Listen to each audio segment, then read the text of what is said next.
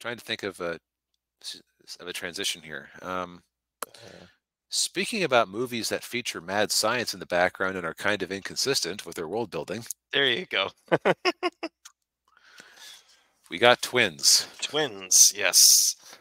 So I think I mentioned a few weeks back on the Burbs that I had never actually seen the movie, but I had seen that cover of Tom Hanks looking kind of distressed. Right, yeah. And I also mentioned that if it involved boobs, explosions, or blood, I probably didn't get to see it as a kid or watch it at home. Uh, Yeah. this is definitely in that category. Like I saw this so many times over the years, and young me was always confused about it because I kind of didn't get the joke. Yeah. Yeah. Yeah. Yeah. How could Arnold Schwarzenegger and Danny DeVito be twin brothers? Yeah, that makes no sense whatsoever. Yeah. I forget this was your suggestion or if I said, I never saw Twins, why not? I think it was, yeah, you hadn't seen it, and I'm like, yeah, I hadn't watched it in a long time, so yeah, it was Yep, good suggestion. Yeah. yep. So Daniel, tell them about this movie. Okay, so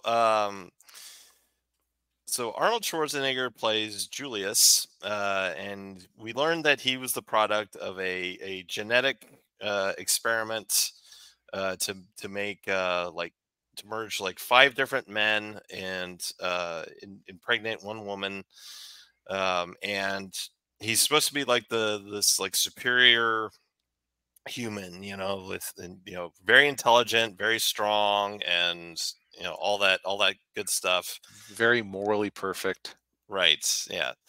And but then as a byproduct of that, he actually ended up with a twin brother who didn't get all of those genetics. Yeah, we find this out later in the movie that they split their zygotes split at some point. Yeah. All the good stuff went to Arnold. All the shit went to Danny, Went into Danny. Yeah. which Yeah. So that is not how identical twins work. That isn't even how fraternal twins work. yeah. But yeah, so we got Danny DeVito, who's oh god, what is his name?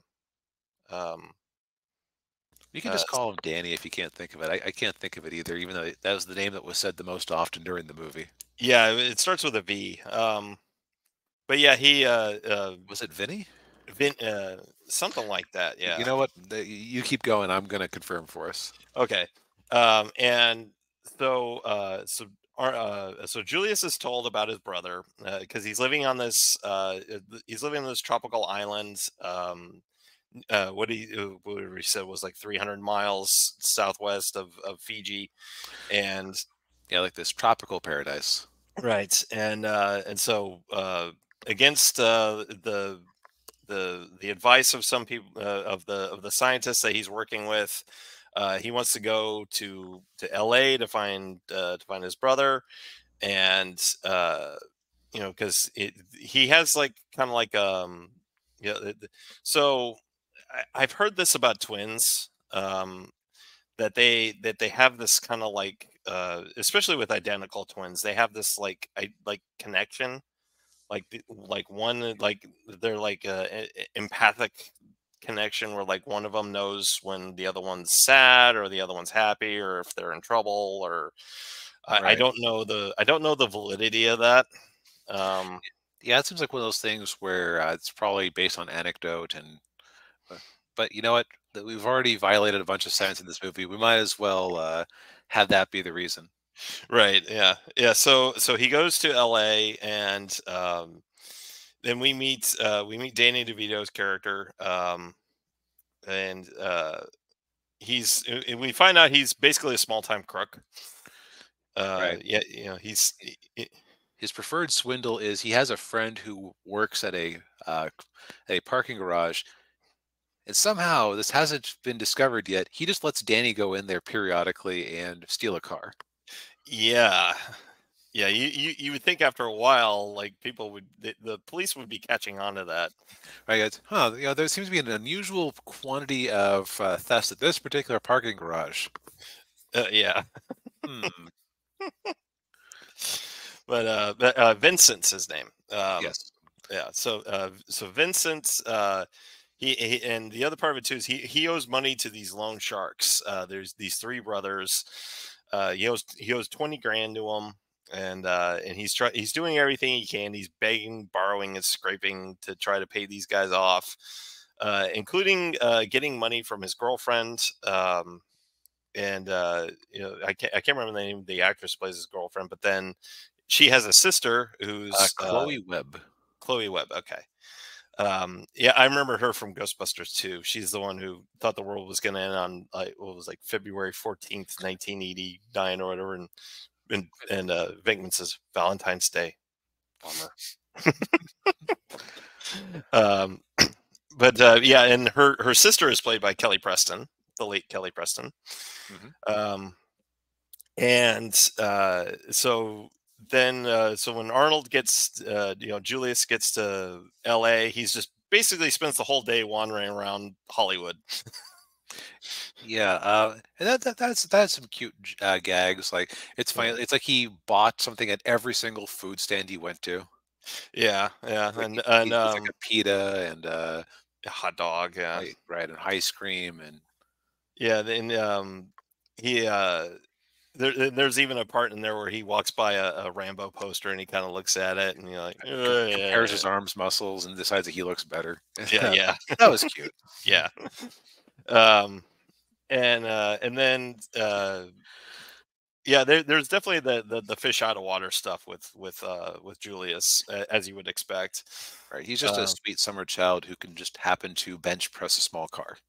yes, and then I'm trying to remember how he finds out about Vincent. I guess he's trying to remember what that was. He goes to the orphanage, right? Or he Right, he goes to the orphanage. You find out that Vincent got kicked out of the orphanage when he deflowered one of the nuns at the age of 13. yeah, yeah. um, and yeah, and I can't remember what they were talking about biology, and he said, he's like, oh, I love biology. And you're like, yeah, so did Vincent. Uh, Yeah, maybe it's just the whole nun thing, but I realized that the movie that we've reviewed that this reminded me the most of was really Blues Brothers. yeah, yeah, very similar. Yeah, Yeah, just because you have this brother thing in an offbeat comedy, and that's like although I'd say does this have more of a through line than Blues Brothers? I'd say this is less. Yeah, like there aren't as many random one-off scenes. Like things do, like go into like this causes that, causes that, causes that much more. right. Yeah. In at least in this movie, Danny DeVito's girlfriend isn't trying to kill him. Yes, yes. That'll be in Twins too if they ever make it. Yeah. um, Yeah. So there's a few threads in this movie.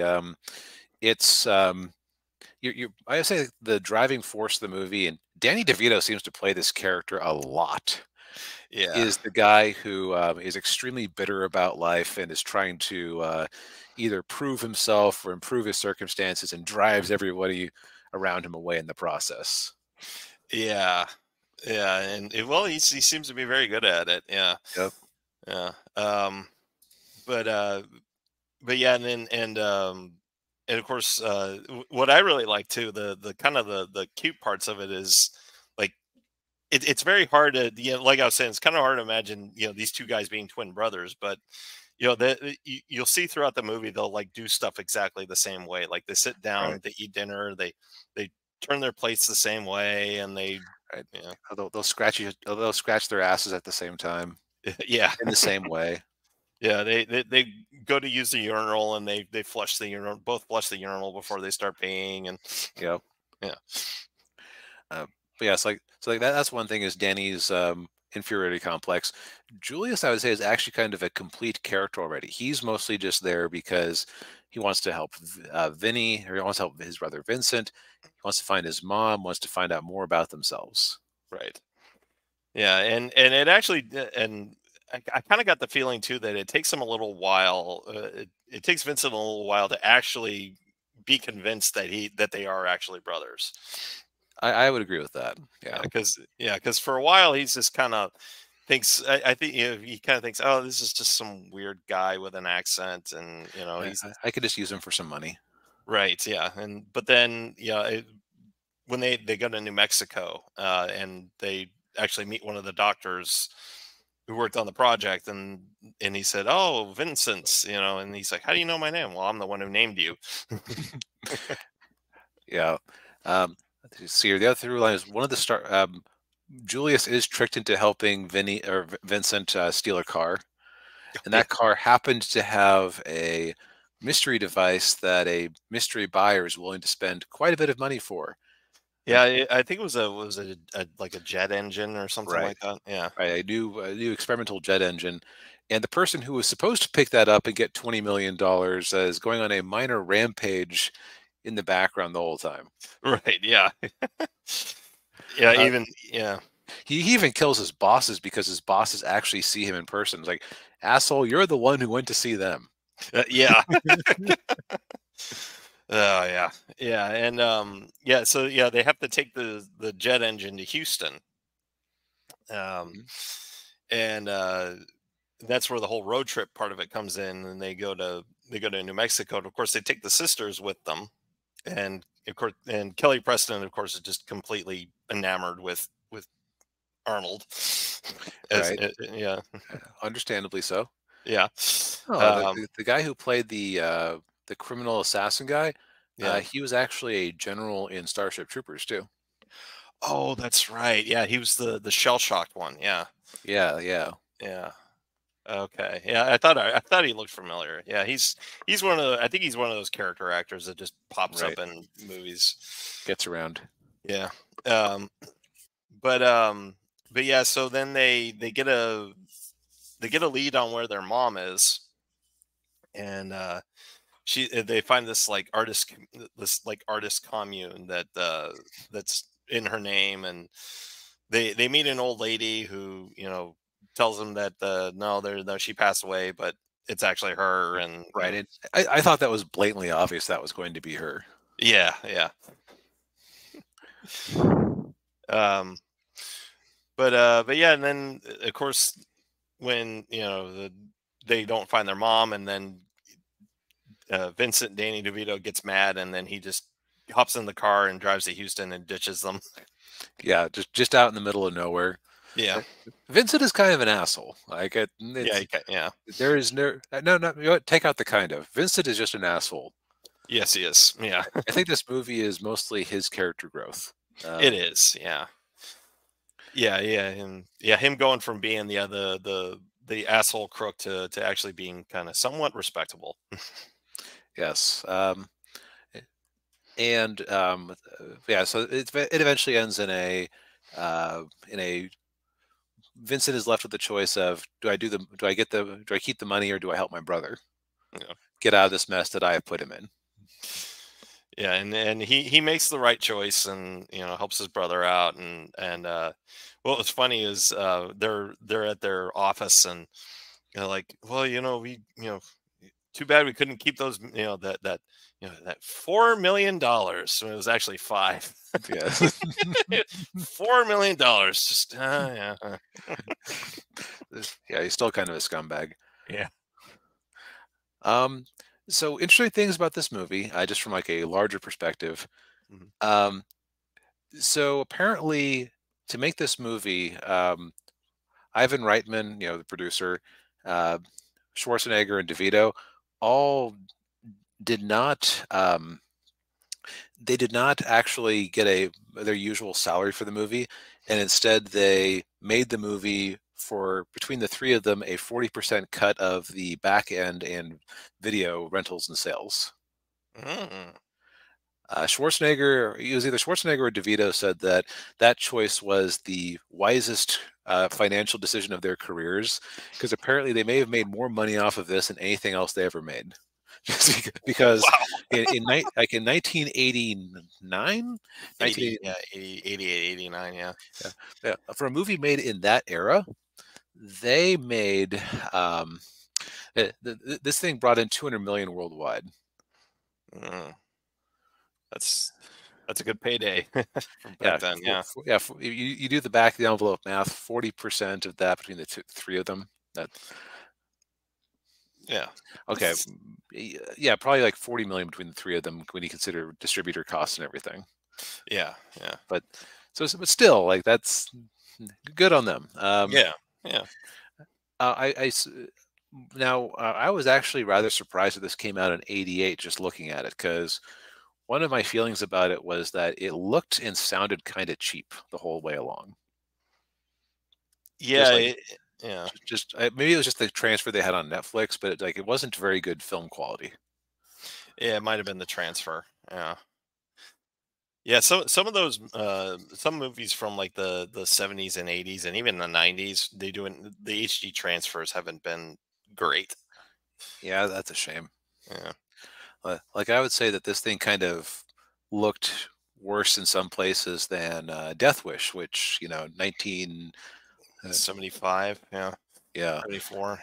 Yeah. early '70s. So um, I also kind of noticed that this thing you could have almost made this a TV movie if you hadn't had such big name actors in it. Yeah, it is a very uh what's the term for it? Like simple story, very Hmm. simple plot. It could almost be a pilot for a sitcom. Yeah, that right. I mean, different actors like that it could have totally worked as the basis for that because you do have an ongoing story with them that you could tell. Yeah. I say the character I feel the worst for is his girlfriend, is Vincent's girlfriend because Yeah. poor long-suffering fool. Yeah. You know what bad movie this actually kind of reminded me of was I think it was Deck the Halls, the one where DeVito was opposite of Tom or of what's his name, who was he was old Simba and he was Ferris Bueller. Well, Matthew Broderick. Matthew Broderick. Like that is a movie that for some reason my family breaks out every couple of years. I don't understand why. It's not a great movie, but it continues the trend of in that one he was married to Christian Chenoweth. Like he keeps playing asshole characters who drive everyone in their lives away from them, and he keeps being inexplicably paired up with blondes who are so far out of his league. Yeah. Yeah. It's kind of an amusing parallel. But I would say that for my actual enjoyment of it, I would kind of classify it similarly to how I did Blues Brothers, where like it didn't have the highest batting average for me, but Yeah. I felt like its heart was in the right place, and there were a lot of cute moments. Yeah, I thought so too. Yeah. And it also proves that Schwarzenegger can do comedy, because I think this is his first comedy. Yeah, I think I read that too. Yeah. Although I'd say that he kind of how to put it. So you know how like with the Naked Gun movies and Airplane and everything, Leslie Nielsen was funny because he wasn't really acting funny. Right. He was being serious. Yeah. Yeah. I'd say that Schwarzenegger's character, I don't really recall any moment where he was being funny on purpose. It's like a Yeah. lot of the moments where he was funny because he was just being utterly sincere. Yeah. Although I think I think he was funnier in True Lies than in this one. Oh yeah, well, True Lies, he was trying to be funny on purpose. Like, Oh, yeah, that's true. Yeah. this is this is I guess it's his first comedy, so like Yeah. eh, when I looked things up about this movie, he kind of called this a bet on himself that he could do things besides action, Mm. and it clearly paid off. Yeah, it did. Yeah. Other amusing things. What is it with '80s movies and their obsession with country western bars? Because we get another one. Yeah, yeah, I don't know.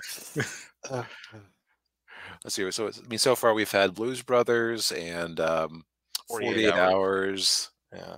I'm sure there are others that we're forgetting in our recent cavalcade of '80s movies, but it's a Yeah. recurring trend. Yeah, I don't know the yeah, I don't know the specific reason why they kept doing that. It's probably just, Trying to seem popular with what was popular at the time. I don't know. I guess, yeah, yeah. Maybe trying to get more people in the South to watch the movie, go see movies. There we go. That could have Yeah, been it. yeah, Um, probably my uh, uh, one thing I will say, like one of the things that was one of the funniest things to me was how they took out the villain no, because it's a perfect example of like a brick joke.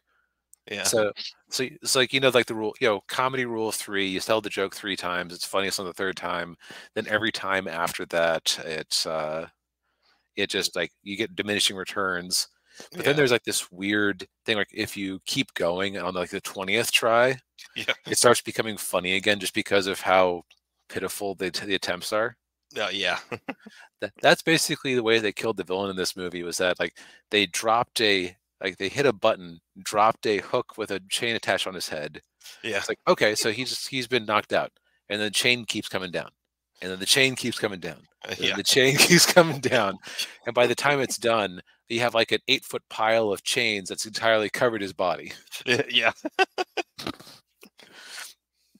Whew, he's not getting up from that. No. Yeah, I thought that was the best gag in the movie just because it was so unexpected. yeah, yeah. Um, what would you say your favorite scene was? Um, let's see.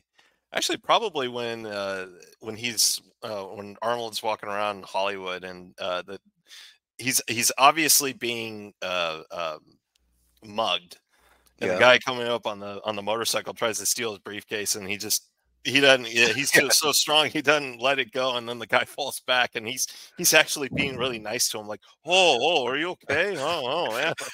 Let me carry you to a hospital. Oh, yeah, yeah. He's actually like, oh, I'm really sorry. Yes.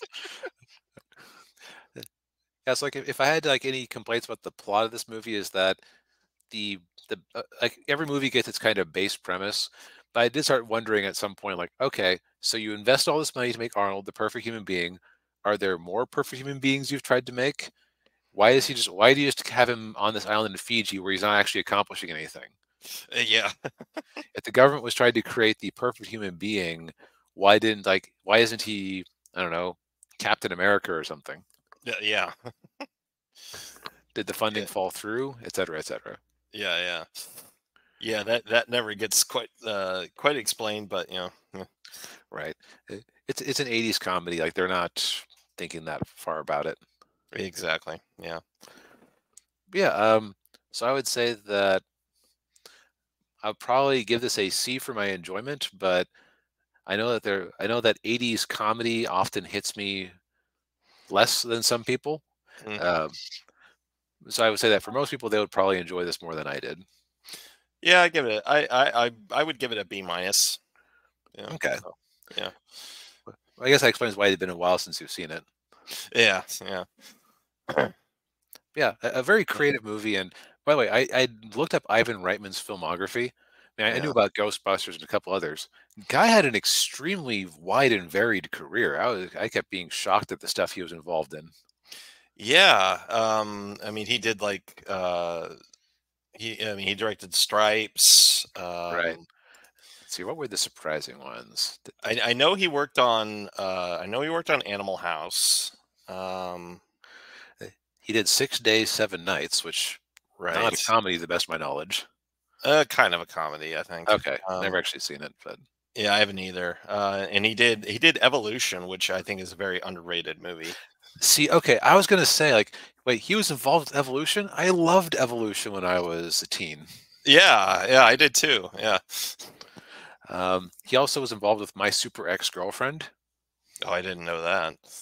Yeah, like, let's see, kindergarten, and of course, it made sense that he kept doing stuff with Schwarzenegger. Like they did Kindergarten Cop together, then Junior. Oh, right. Yeah. Um, Also, I didn't realize that he was responsible for Dave, which Oh, yeah. that's when I saw half of when I was 10. So maybe that should be a review we do sometime, just because it's kind of interesting. Yeah.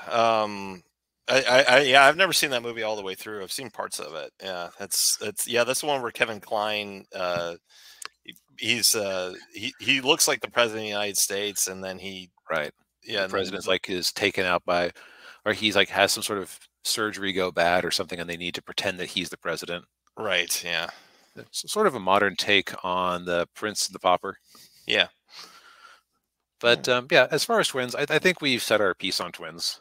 yes, I think so too. A perfectly enjoyable, silly